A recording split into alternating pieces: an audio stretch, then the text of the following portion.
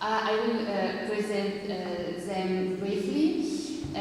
So our first guest speaker is Alexandre Faye. He's a librarian and a web archivist.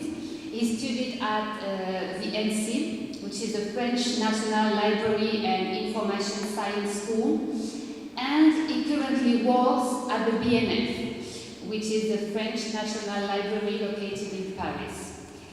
At the project, including the management of ancient collection and book and cartography, I think? No. No?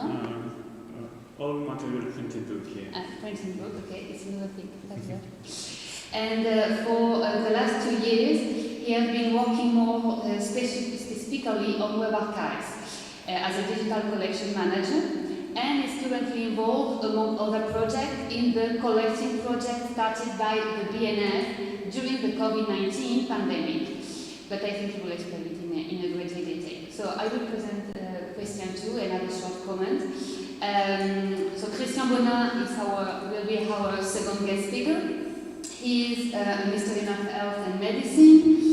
He is a professor at the University of Strasbourg at the Faculty of Medical Studies, and more specifically at the Department of History of Science and Health. It's a very good department with a lot of research, his research covers a large scope of topics in the late modern history of medicine, such as human experimentation under the Nazi regime, for instance, the history of medication products, etc.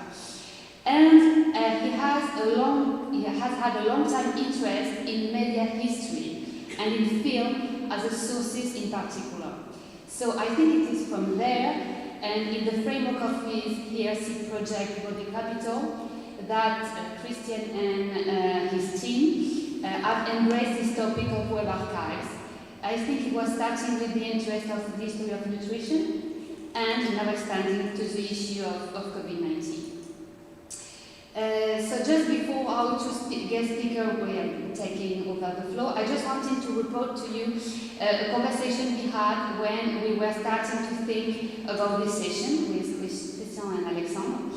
So at the beginning, my idea of bringing together and an archivist and an historian was, I think, rather too classic, and maybe was not a very innovative vision of historical methods. I imagined a presentation by the collection made by BNF, made by Alexandre Faye, and a presentation by Christian on how an historian can use these sources. But what they explained it to me, that was to make history of the present time. These professional categories were not relevant anymore. So working with web archives implies a major term in the way of history, how history is done. And I suppose it will make these two presentations particularly relevant here. I will leave the floor for you, with you. Thank you. Hola a todos. Sin desculpeu, continuaré en inglés. Everyone can remember the spread of the virus in 2020 all around the world, and especially the lockdowns here in Europe. I also joined the digital legal deposit team of the French National Library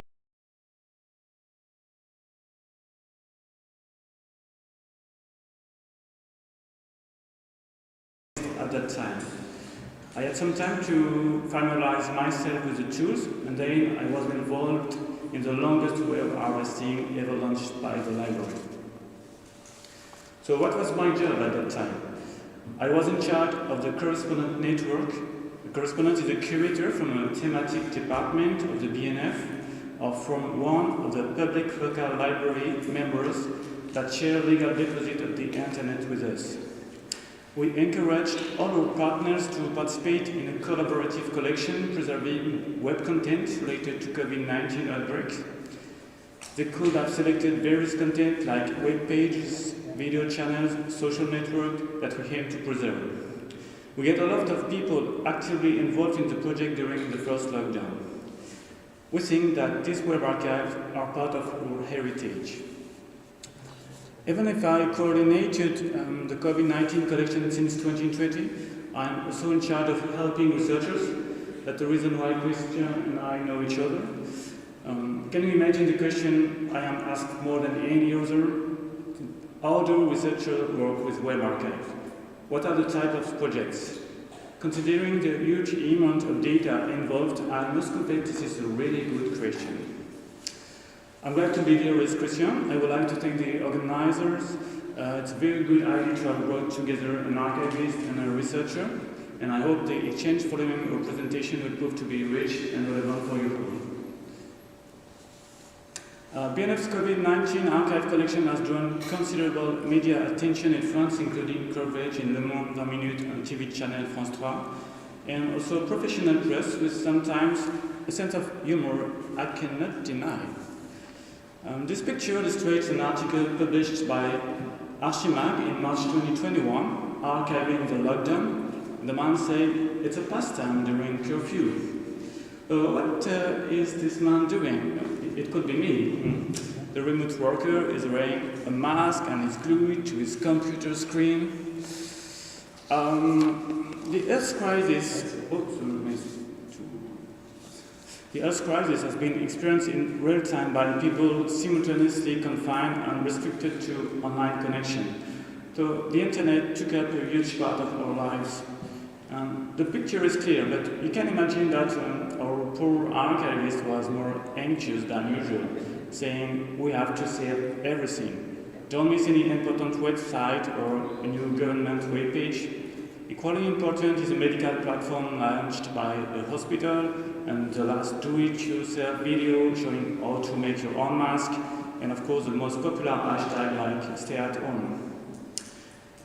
In fact, I would like to point out the consequences in terms of archiving policy.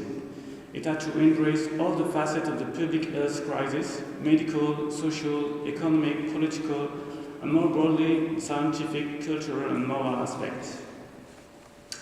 I should firstly explain exactly what a web archive is. I'm taking an example on the Internet Wayback Machine. So, a web archive is a reconstruction of a web page made of files. The goal is to give users the ability to display the pages that have been saved. You can move from page by clicking the links. You can also use a timeline and choose the resources date of copy you would like to see. You may choose the oldest or the most up-to-date copy. You can see it's only files that have been copied. This feature is really useful, however you need to be careful because of the jump in time. Researchers must be aware that the web page could have been saved at different periods of time depending on the settings. And I know from experience the researchers are confused by this jump in time. In the same way, it's also important to know about the automatic remove of images that have been already saved. This parameter is really common. It helps to manage the weight of the collection itself. The image weight usually represents half of the total weight of the collection when you pack up the files, even if you use the automatic remove. So that's why using the BNF Wayback Machine, there's a feature you can use if you want to check the page reconstruction and get information about each element. It gives you the date of copy for each one of them. Now I'm going to show you some examples from our COVID-19 collection so that you can see how important this resource could be for historians. So firstly, a page that is no longer available on the living web. This is the same page that has just been used as an example before. This is a short interview of Professor Didier Raoult, published by sputniknews.com. So this media, like Russia Today, has been blocked by European countries since Russia's invasion of Ukraine. Secondly, a government page providing information during the pandemic. This page is still online, but you may want to see it in an older version at the earliest stage of the pandemic. New sections appeared at the time and were related to new stages. So this is January 2020. There were no cases known in Europe, but a government warning. 17 March 2020, first day of the lockdown. announced by President Macron on TV. The sixth speech to the nation is famous for the formula "We are at war." So, April 2020, the first wave was coming to an end, but some restrictions were decided to reduce transmission. But the question at that time was how to live with the virus. November 2020, the second wave had a serious impact in Europe due to a variant that spread more easily. At the same time, clinical trials were run all around the world. January 2021, the earlier stage of the vaccination campaign in France, priority was given to people at risk. October 2021, the webpage didn't change, but the context did. National app Tous Anti-COVID was required for traveling or going to restaurants, cinema, theater, and such social venues. At that time, some people could have looked at this tracing app as a symbol of restriction of freedom of movement for non-vaccinated people. The demonstrations took place in several cities in France.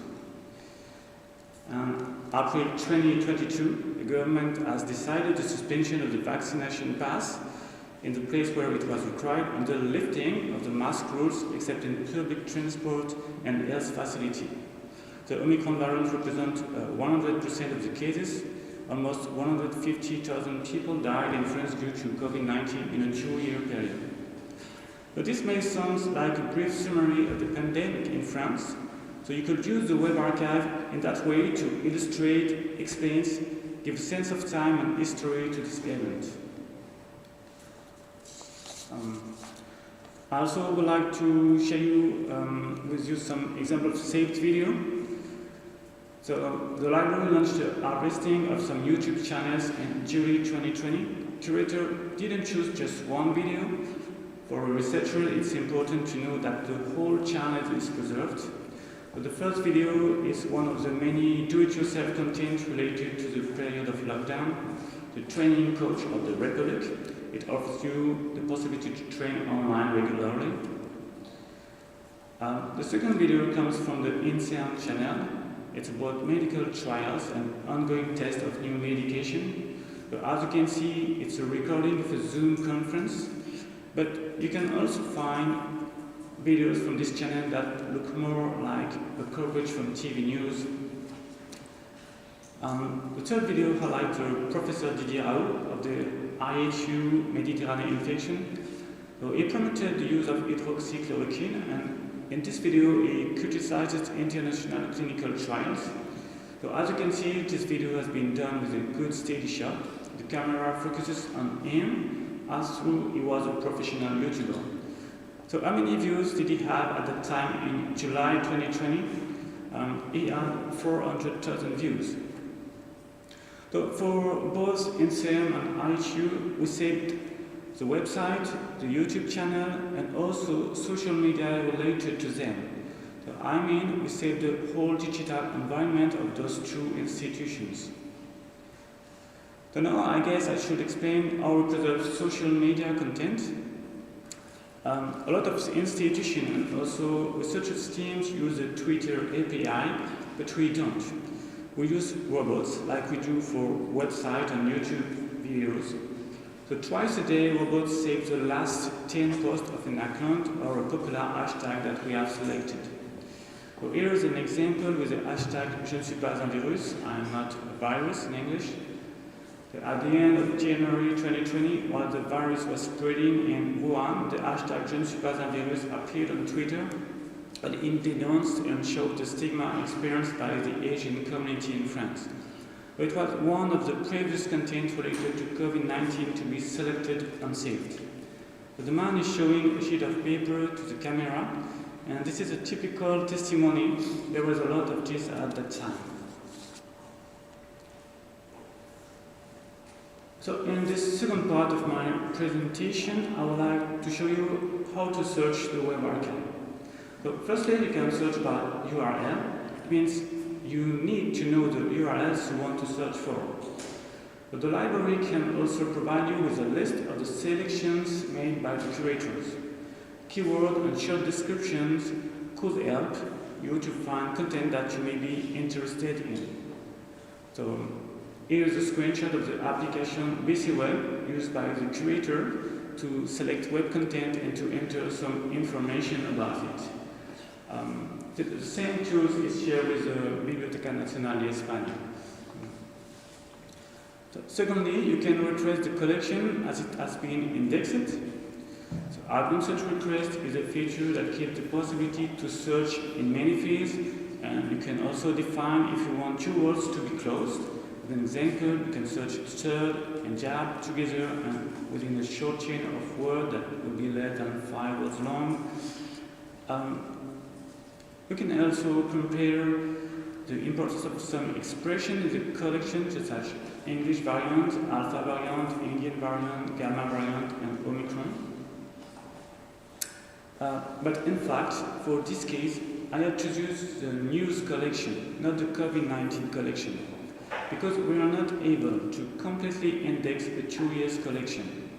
We decided to only index a period of time corresponding to the beginning of the outbreak and to the first lockdown. So I would like to point out the fact that it represents 6 months of web archiving. But we also tried a new tool with a search by image feature. The name of the tool is Solar Webag, developed by the Royal Library of Denmark, and it has also been tested by a news professor. The tool is really useful, but it takes up a lot of space on the machine server.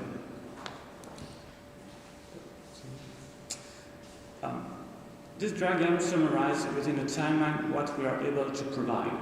A search by URL, the whole web archive, search by word, the news collection, the 10 years, search by word, the COVID-19 collection, 6 months, search by image, the COVID-19 collection, 1 month. So if you use an application which provides more details, you have to choose a shorter period of time.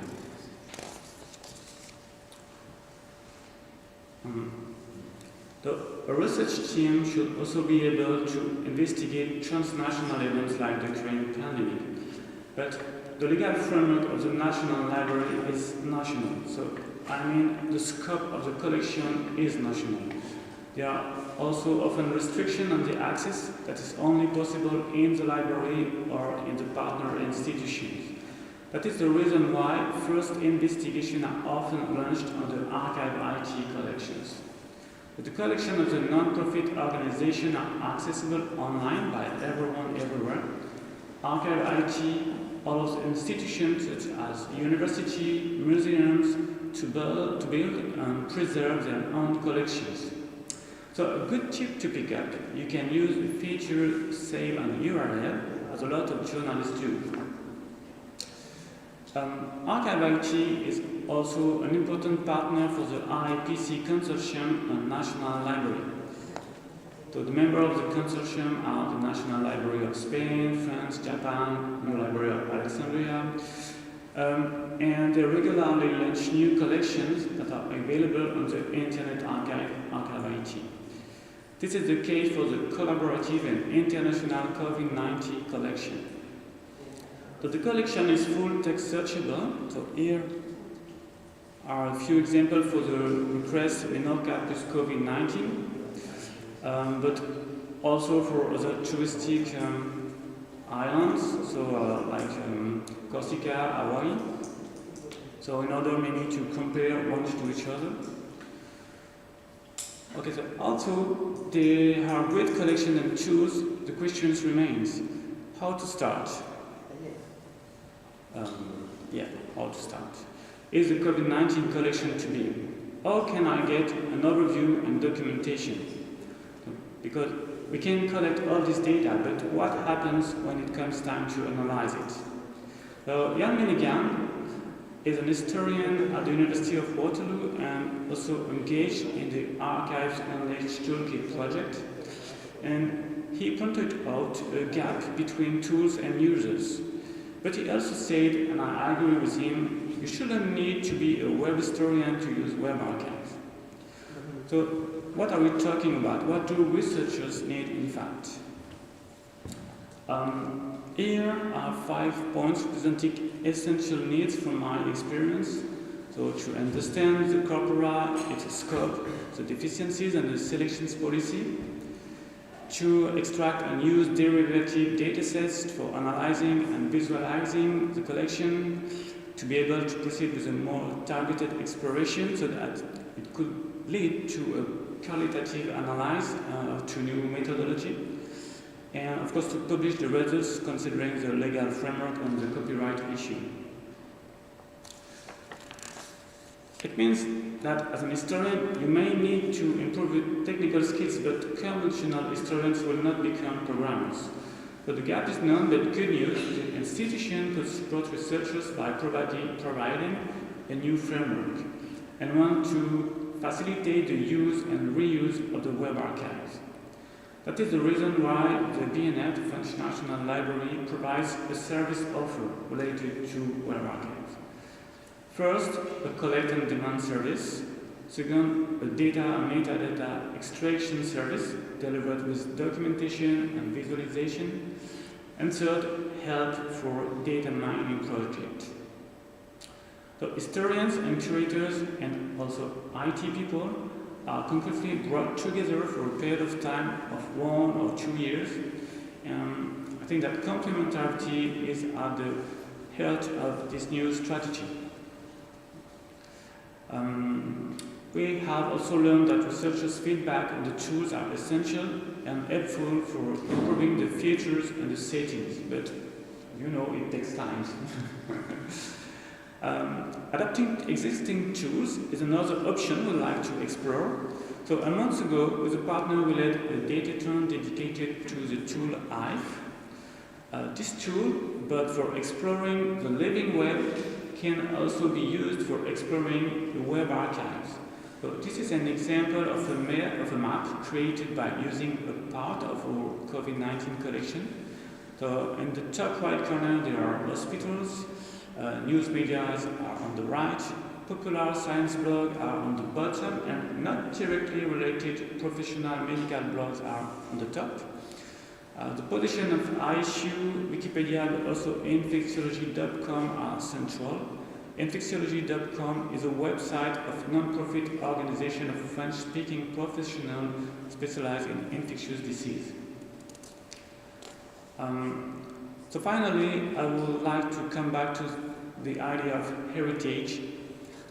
At the end of the first wave, we aim to make a presentation of our COVID-19 collection for a wider audience. We published a guided tour on the anniversary of the first French lockdown.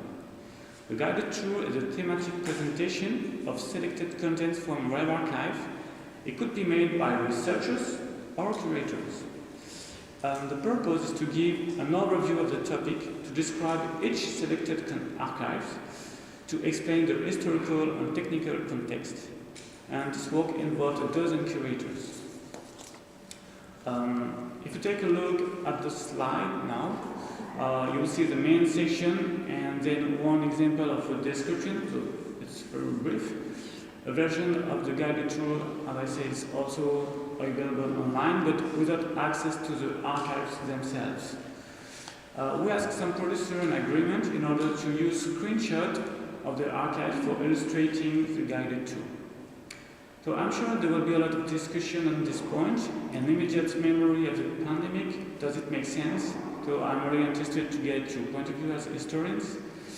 So I get some handouts, so I give you. Just one more thing. Okay, I asked my opposite number in the Biblioteca Nacional de España, and she has agreed to give you his professional contact details if needed. And she also given me a list of articles in Spanish that you can refer to. So thanks to Señora Mar Pérez Morillo.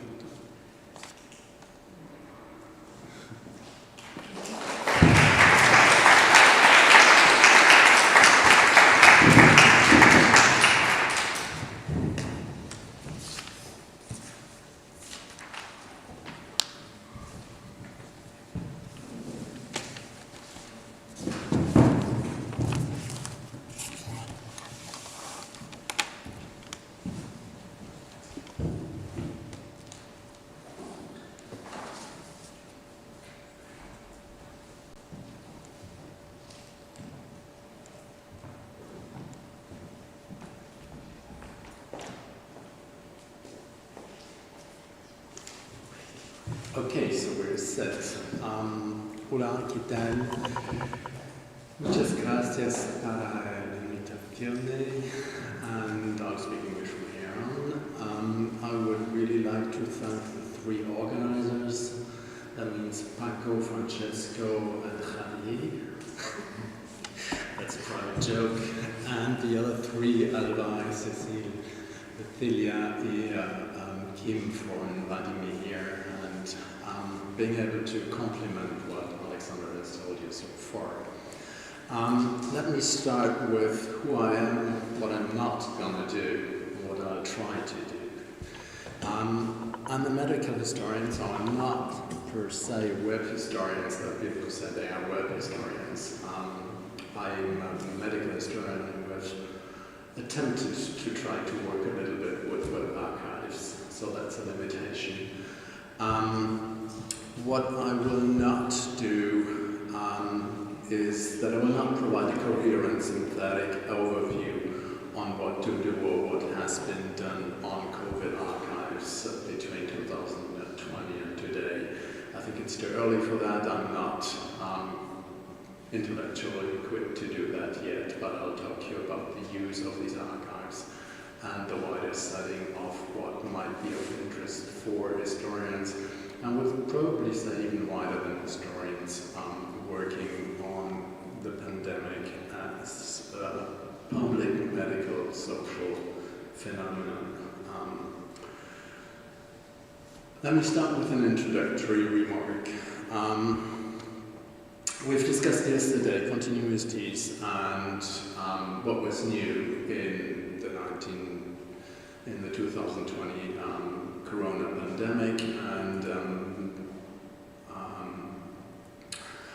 some of the points of views, and that was clearly Euro's point of view, was to say, well, I have a catalogue of things that I think they look very similar, from this to scapegoating, etc.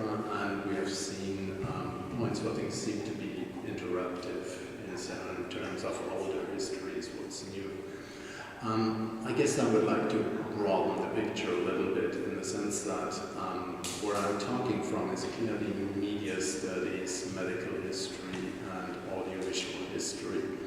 And I think I would consider that the point of view from the point of view of media sciences and information and communication technologies, this is clearly a rupture in the sense it's the first pandemic in what we would call the digital age. Now the question is, does that change anything or not? I think the first thing I would probably stress is that we all consider that this is a global pandemic, but I'm still wondering whether we shouldn't add an S to that, in the sense of, yes, it's one, but it's not one, because what has come to the pandemic in China and in Strasbourg, the timing is not the way it's contextualized, it's not the way it plays out, so it's probably not. So it's one and it's not one. The second point is that as a pandemic breaking point in the new era, what seems to be clear to me that is the first pandemic that is instantaneously happening and not just represented, I would say happening on social media and the web. And we will continue to reflect whether that does change anything. But if you just look at the picture that probably everybody has looked at, the Johns Hopkins website mapping the pandemic throughout itself, that's not just representing the pandemic, it's constructing it to a certain time point if we go with recent studies and social construction of science and other things. And then the third point, the third question is, what do web archives do within that new digital setting? So I would like to broaden our gaze. The event is probably co-produced in and on the web, and that is immediately recorded, tracked, traced. So it's in a certain sense a self-monitoring event. And I will come back to the question, is this really an event or is it something else? The second introductory remark is I would like to step back a little bit, and that's coming from my media and visual history perspective. I would seriously link what's going on the web and with the web archives to a longer line of projects that for me started in the mid-90s. And I would pick out probably the Steven Spielberg Oral History Project as a moment when historians considered that it was interesting to record testimonies around the Shoah and Holocaust. But what was really particular in that event is that we are starting to do systematic audiovisually recorded oral histories, and that was the University of Southern Carolina who started to do that in 1994.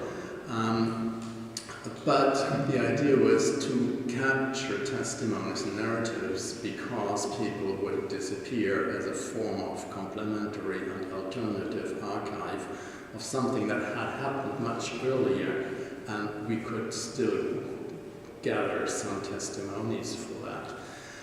And from that project, I think what has happened is that in 2001, 9/11 flipped this coin in the sense that an event became immediately historicized and organized and recorded as people were starting to build oral archives around the event itself.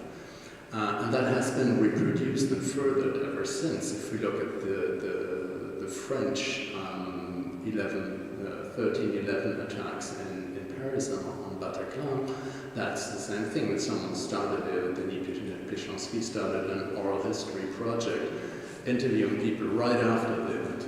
And that's when the first web collections and archival collections were produced by INA and BNF as a systematic effort to record what was going on live time on the web and to keep a trace of that.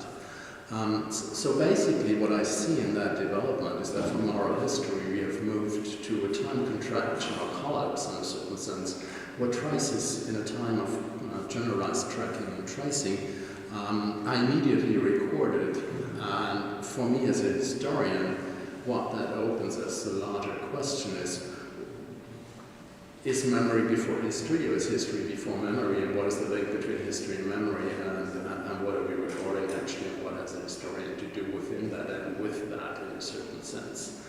And that's something maybe we could discuss after that, but I think it's really true for the pandemic recording and web archiving as well.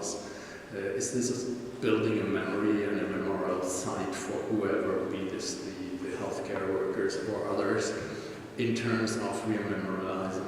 We're already in a memory and memorializing event, whereas the thing is not even finished yet, and there's no historical analysis of what really has happened, or a sociological or anthropological analysis of that, because time is contracting so much in these events that you don't even know what's the difference anymore, and whether you're doing history of present time, or whether you're doing sociology or anthropology or ethnography of that event itself.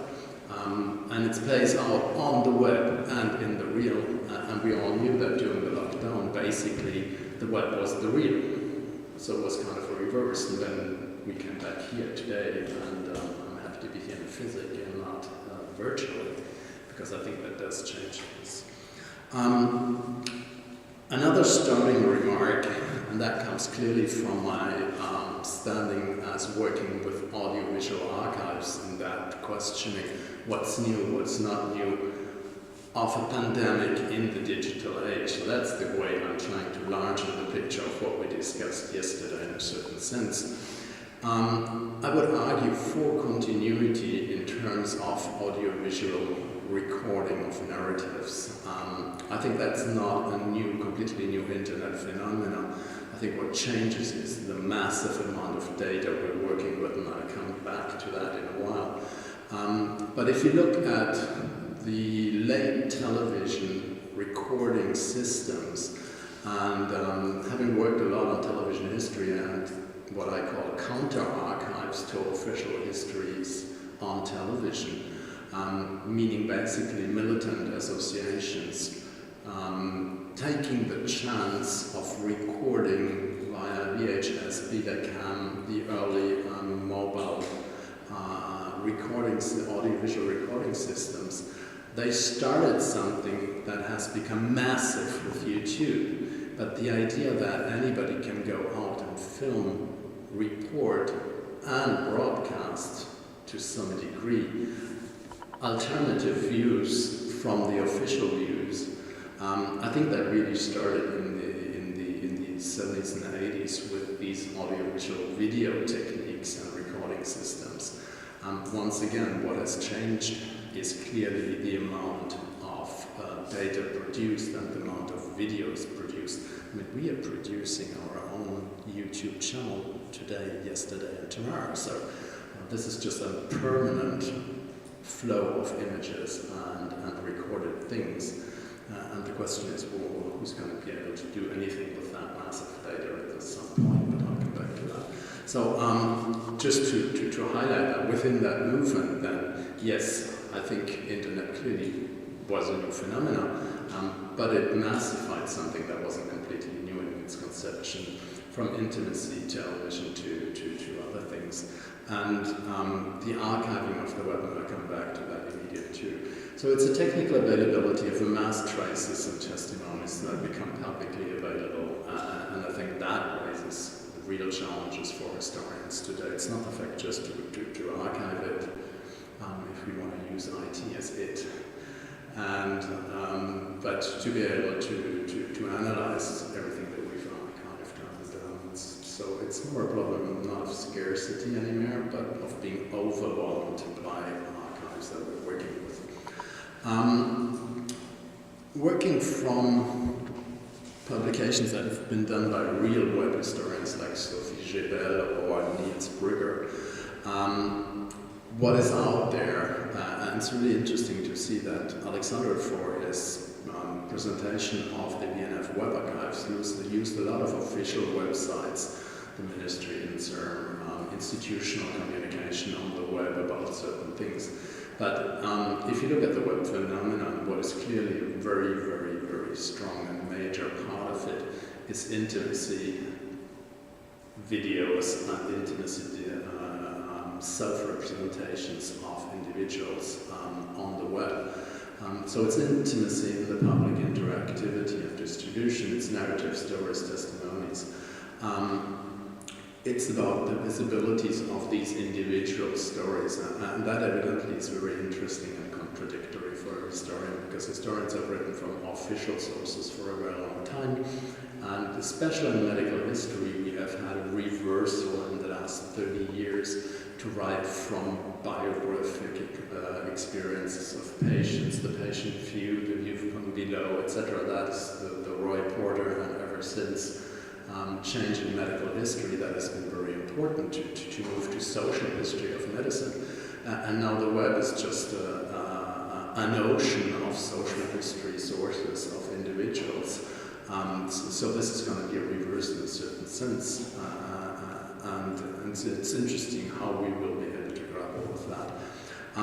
One further point, web historians consider that there's two things. There's history, the history web, and that means that the web is just a tool for historians.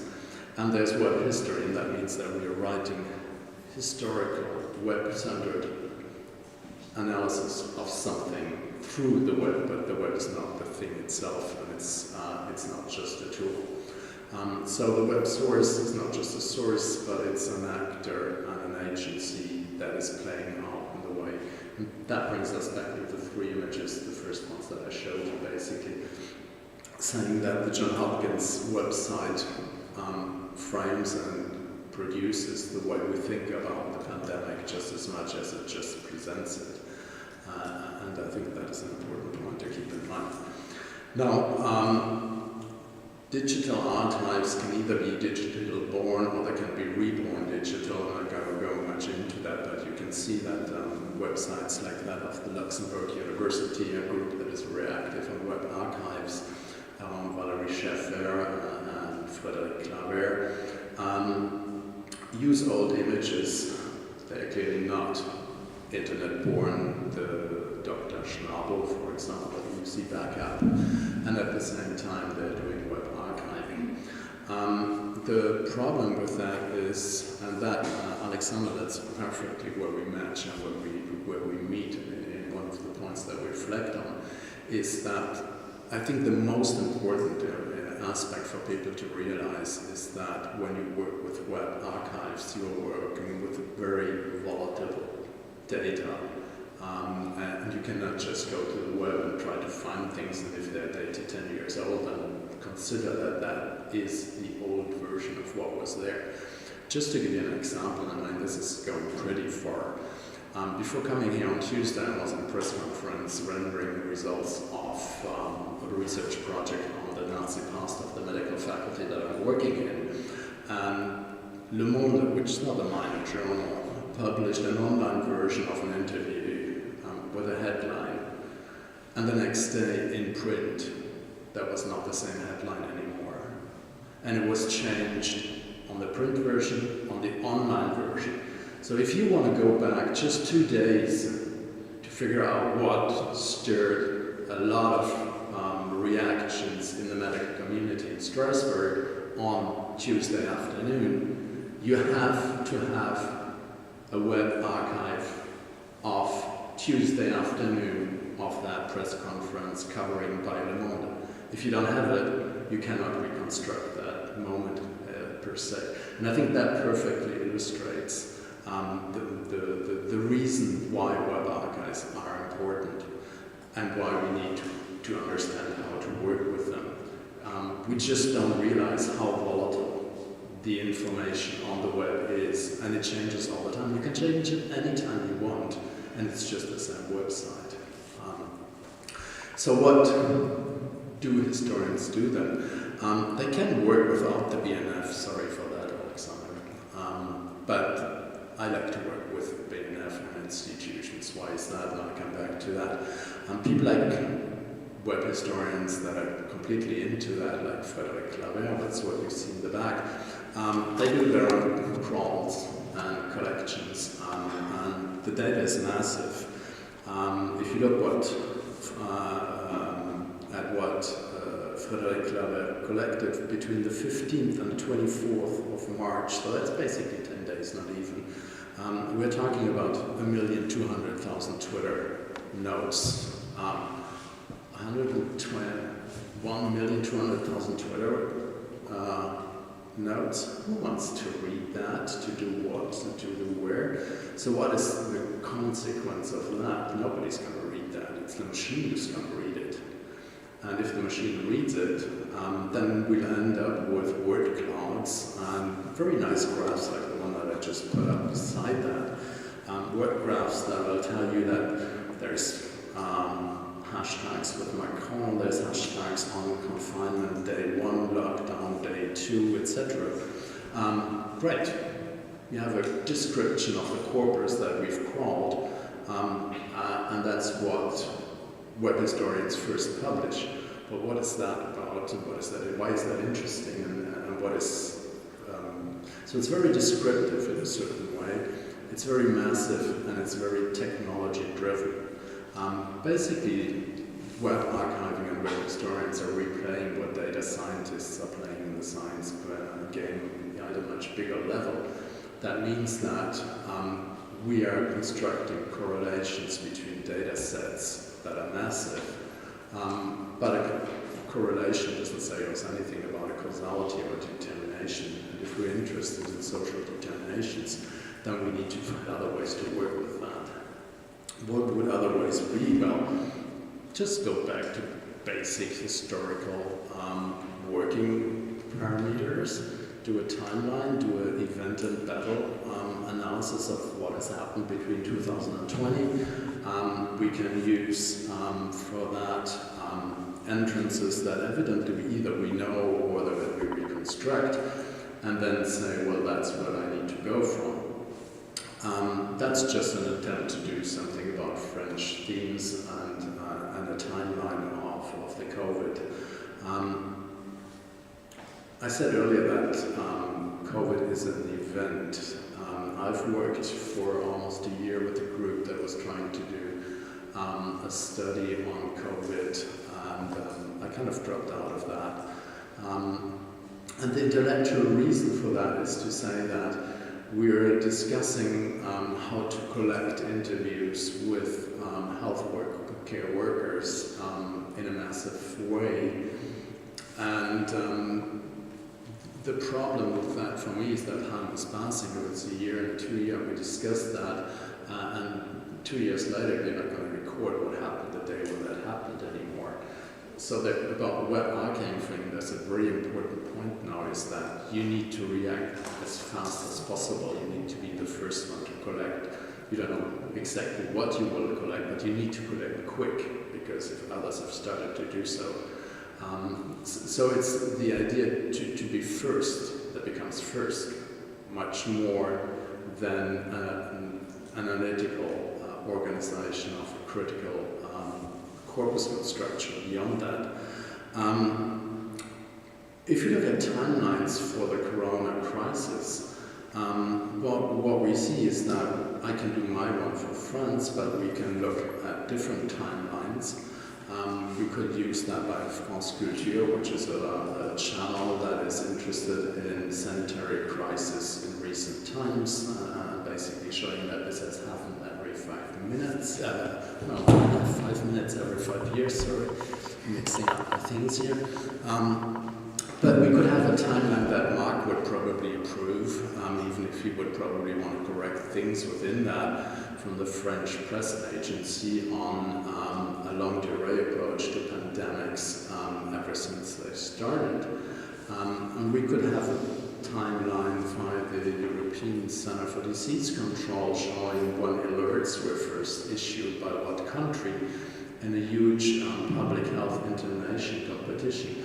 And I could go on. We could have a timeline for research and development of vaccines and clinical trials throughout that period. And we could have probably even something as critical as an analysis by a group that is called rebellion.info, which is clearly a leftist militant group. All these are timelines that are produced on the web, so actually we are already going back, archiving things that are of interest. The first point here would be to say, well, we could almost write a history of timelines of COVID on the web as a research project, just trying to figure out how people would like and were trying to frame what was happening, making sense of them, something that didn't necessarily make sense, and trying to structure things. Now, this is a timeline that shows how the systemic managed care undermining of the healthcare system has contributed to the public health crisis that the COVID-19 pandemic produced, in fact. So back as a general historian, I'm still wondering and pondering about the question, well, what are the archives I should be working with? Should it be the intimate daily journal of a colleague of mine at the head of infectious and disease unit at the Strasbourg hospital, who has kept a diary of everything that happened from February 23rd, which is early in the pandemic, the first case, and he keeps notes every day, and I've got his notebook. Should I work with that? I work within a medical school, I have easy access to hospital administrators, etc. And I have what they call the retakes, the retour of experiences of the institution. They do a monthly review saying what happened, what went wrong, what went well, etc. And I could work from that. I don't need internet to do that. So why should I even bother to engage with Alexander, the BNF, and web archives? Beyond the fact that I like Alexander, and we've been working together nicely for 2 years. Evidently, and these web archives potentially could be, and Mike told me that on Tuesday night, they could be potentially produced by every one of us individually. And Mark told me that he started to sort of sort out and filter lots of things on the pandemic tweets and websites, etc.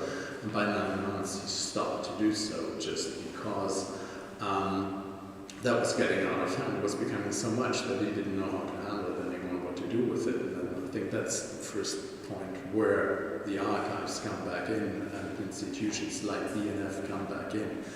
We are talking about such massive data amounts that at some point institutional treatment and analysis of that is really helpful.